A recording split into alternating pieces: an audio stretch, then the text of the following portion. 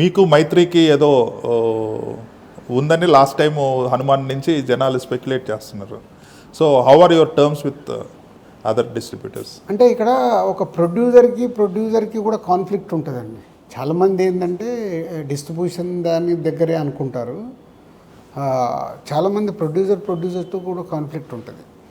పోతే న్యాచురల్గా ఇప్పుడు డిస్ట్రిబ్యూషన్ వ్యవస్థ మారిపోయినప్పుడు మైత్రి వాళ్ళే అంతకుముందు అన్ని సినిమాలు మేమే చేసేవాళ్ళం.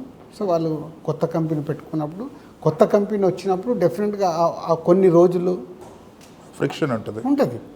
అది ఎవరి లైఫ్లోనే ఉంటుంది. లైఫ్లో పెళ్లి చేసుకొని కోడలు ఇంటికి వచ్చినప్పుడు అత్తకి కోడలికి, ఆడపడుచుకు కోడలికి ఇంట్లోనే ఉంటుంది. వ్యాపారంలో ఎందుకు ఉండదు.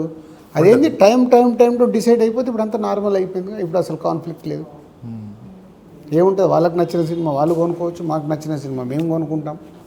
మా థియేటర్లు వాళ్ళ దాంట్లో పడతాయి. ఇప్పుడు వాళ్ళు కూడా థియేటర్లలో ఉన్నారు. వాళ్ళ సినిమాలు మా థియేటర్లో పడతాయి, మా సినిమాలు వాళ్ళ థియేటర్లో పడతాయి.